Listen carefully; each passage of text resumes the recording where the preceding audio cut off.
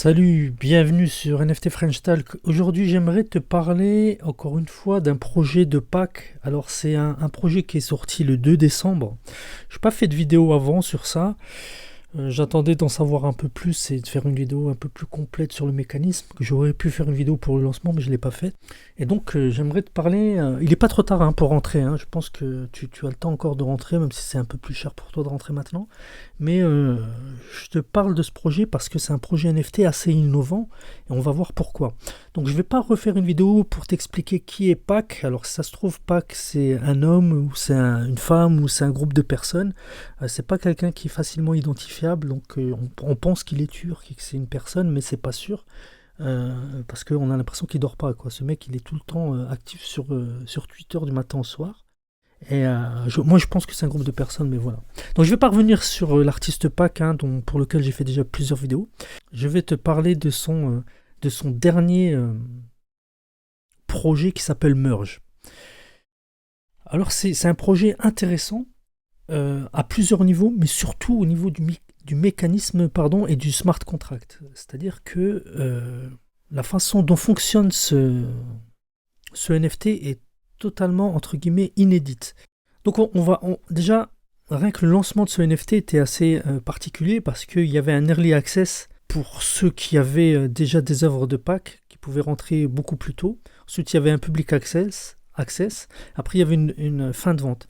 Mais ce qui était intéressant dans ce projet, c'est que le prix augmentait, je ne sais plus si c'est toutes les 6 heures, j'ai oublié maintenant, mais à intervalles réguliers, le prix augmentait. Donc à la base, tu pouvais acheter une masse. Donc le projet, c'est ça, c'est que tu achètes une masse, donc un rond. Donc ça se présente comme ça. Tu vois, une masse. Tu vois. Et en fait, la plupart de ces NFT ont le même visuel, si tu veux. La seule différence, c'est ce qui est entre les parenthèses, c'est la masse. Donc si tu achetais au moment de la prévente ou de la vente 3 NFT, tu avais une masse de 3. Donc tu avais un M3. Donc tu vois, si tu achetais 3 NFT, tu pouvais avoir, donc admettons que tu étais en prévente, ça devait être 300 euros, donc tu faisais 369, tu dépensais 900 dollars ou 900 euros et tu avais M3. Mais tu vois, le NFT en lui-même, le visuel qui accompagne ce NFT était le même que celui qui accompagnait, qui est un M1. Il y avait, je pense qu'il y a une différence de taille. C'est possible qu'il y ait une différence de taille que j'avais pas perçue avant, mais il y a peut-être une différence de taille au niveau du NFT. Mais finalement, tu vois, donc si tu veux, il y a la phase de vente. Donc dans la vente, dans le lancement du token, tu peux acheter autant de masses que tu voulais et ça fusionnait en un seul NFT. Si tu achetais une seule masse, tu avais un M1. Si tu as acheté 12 masses, tu n'avais pas 12 NFT. Tu avais une masse de 12, mais qui était qu'un seul NFT. Par exemple, ici, on a un M11, tu vois, mais c'est un seul NFT. Tu vois, tu n'as pas 11 NFT de 1. Tu comprends? C'est pour ça que finalement, ce drop, il s'appelle Merge. Parce que le maximum, entre guillemets, par wallet ou par compte que tu peux avoir, c'est un NFT. Tu vois, c'est le maximum que tu peux avoir. Et ce qui est super intéressant, c'est que donc tu as la phase de vente. Mais après, quand la vente est finie, tu as le marché secondaire. Donc si moi, j'ai un M11 et que je décide d'acheter sur le marché secondaire un M3, je ne vais pas avoir deux NFT. Je ne vais pas avoir un NFT M11 et un NFT M3. Les deux vont se fusionner. C'est-à-dire que si j'achète au second marché un M3, par le mécanisme justement, ce qui est intéressant dans cette vente par le smart contract, ces deux NFT vont fusionner. Et j'aurai de toute façon à chaque fois, tout le temps, seulement un seul NFT qui sera 11 plus 3, qui sera 14, M14. Donc tu comprends? Ce qui est vachement intéressant dans ce truc, c'est le mécanisme. Il ne faut pas s'attarder à, si tu veux, au design ou à la beauté de l'art, de l'œuvre d'art, si tu veux, parce que ça reste un rond, un cercle, mais c'est plutôt le mécanisme qui est intéressant. Et si tu veux, en théorie, donc parce que le plus intéressant, c'est ce qui suit, en théorie, à la fin, tout ce système peut tendre vers un seul NFT. Donc s'il y a tout le monde qui achète S'il y a un mec qui essaie d'acheter tous les NFT, bien sûr, il faut que tout le monde soit vendeur, c'est pour ça que ça n'arrivera jamais.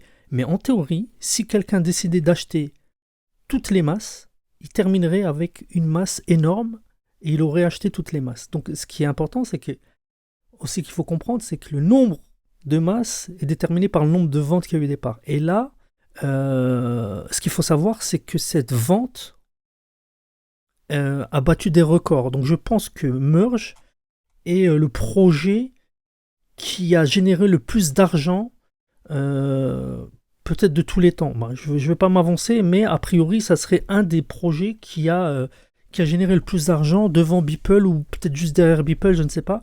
Mais il faut savoir que cette vente, qui est pas, je ne dis pas qu'elle est passée inaperçue, mais dont on ne parle pas beaucoup, a battu des records. Donc on récapitule, il y avait une période de vente, c'est très important. Période de vente, tout le monde pouvait acheter autant de masses qu'il voulait. Donc c'est ce qui va finalement, en fin de compte, définir le nombre de masses existantes une fois que la vente est finie, tu vois. Si au total il y a 100 000 masses qui ont été achetées durant la vente, la masse totale disponible c'est 100 000. Il n'y aura pas plus. Donc tu vois, cette vente initiale est importante parce qu'elle définit la masse totale disponible. Admettons qu'on soit que 2 personnes qui existent. Moi j'ai acheté 50 masses et quelqu'un d'autre a acheté 50 masses. Tu comprends bien que la masse totale disponible est de 100 masses. Il n'y en aura ni plus ni moins.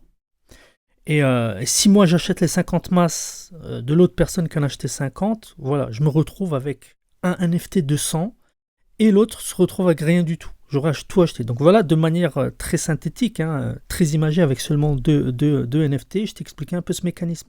Donc tu vois, là, par contre, c'est l'inverse. Tu as des milliers de personnes qui n'ont qu'une masse, tu as des milliers de personnes qui n'ont que 2 masses, etc., etc. Et en théorie, tout le monde peut essayer d'acheter dans le marché secondaire les masses des autres et essayer de fusionner vers la masse la plus grosse.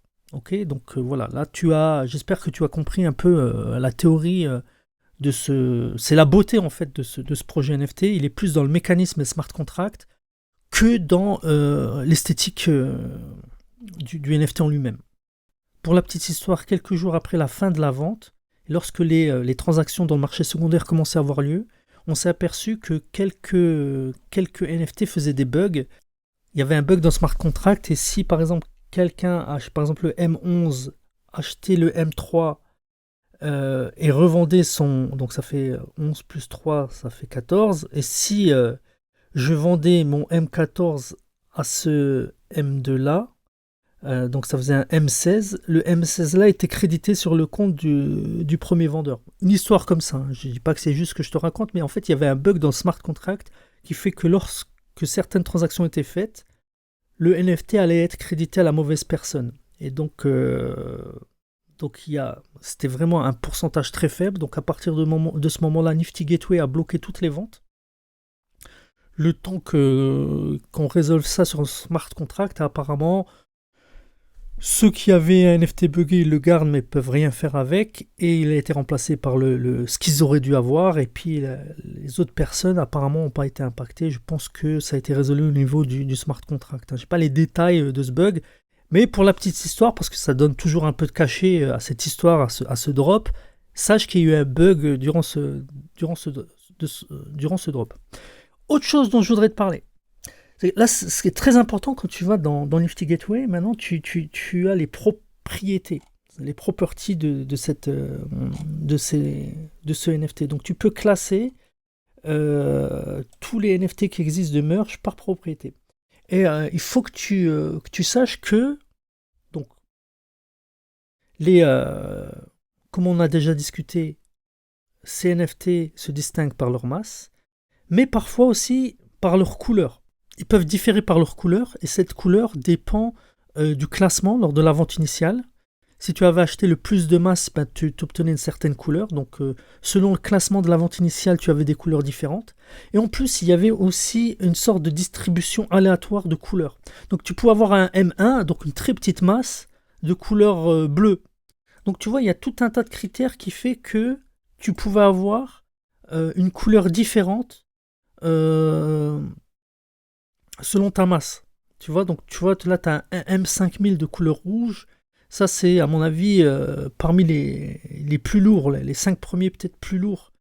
Ils ont des couleurs différentes. Et l'alpha. Ça, c'est un NFT particulier, l'alpha. C'est le NFT qui a le plus de masse. Donc, le NFT actuel, il fait 12 121, si je lis bien. 12 121 masses. Ok, donc, tu imagines la somme énorme qu'il a fallu mobiliser pour obtenir ça. Mais attention, ce qui est vachement intéressant à comprendre, c'est que le alpha, donc le fait que tu sois le alpha, tu vois, dièse alpha, cette propriété d'être alpha, elle n'est pas figée. C'est-à-dire, si d'autres personnes s'associent ou quelqu'un qui a beaucoup d'argent achète toutes ces masses, elles vont fusionner et finalement, il peut devenir l'alpha, c'est-à-dire dépasser celui-là. Donc, il y a, si tu veux, un jeu aussi à pas négliger, qui va être l'alpha. À un moment, quelqu'un qui a de l'argent peut toujours tout racheter, devenir l'alpha, ou il peut y avoir une guerre pendant ce temps-là, et l'alpha peut évoluer. Hein. Sache que de manière indirecte, je suis possesseur de l'alpha parce que il y avait un groupe Discord créé par Silver Surfer. C'est un membre très influent de la communauté de personnes qui suivent Pâques, qui a créé de internship, c'est-à-dire un DAO, c'est-à-dire un groupement de personnes. Un groupement de personnes pour acheter des masses. C'est-à-dire que lui, il se proposait de créer un NFT que tu achetais. Avec l'argent de ce NFT, lui, il allait acheter de la masse. Et toi, quelque part, tu étais actionnaire. Donc, de manière indirecte, je suis possesseur de ce alpha par l'intermédiaire du DAO. Hein. Le DAO, c'est un ensemble de personnes qui se mettent ensemble sans se connaître, mais qui peuvent se faire confiance par les smart contracts. Bon, je ne rentre pas dans les détails sur ce qu'est un DAO, mais à mon avis, dans le futur, les DAO vont posséder de plus en plus les choses les plus intéressantes et les plus chères dans le monde des NFT. Donc, intéresse-toi à ce sujet DAO si tu ne connais pas. Donc, par l'intermédiaire d'un DAO qui a été créé pour ce drop, je suis propriétaire de cette masse. Autre chose qui est intéressante à connaître, donc, il y avait aussi une distribution de couleurs de manière aléatoire. Tu pouvais pas avoir un M1 de couleur bleue ou autre, et donc si tu avais la chance d'avoir une couleur différente, la valorisation, si tu veux, de ton NFT explosait. Donc très important. Il y a aussi un jeu de couleurs que je maîtrise pas bien, à vrai dire, tu vois, mais il y avait des distributions de couleurs de manière aléatoire et pas de manière, d'une part de manière aléatoire et d'autre part selon certaines règles précises. Par exemple, si tu avais été parmi les 10 personnes ayant acheté le plus de masse à la vente originale, tu avais peut-être une couleur différente, tu vois. Et ce qui est intéressant, c'est qu'il y a aussi une partie jeu. Donc, on a déjà évoqué la première, c'est qui va avoir le plus de masse. Et la deuxième chose, c'est que si tu as une couleur particulière, tu pouvais te la faire détruire. Il faut savoir que si j'ai un M1, je peux envoyer mon M1 sur un autre compte et je peux quelque part détruire la propriété des NFT d'un autre compte.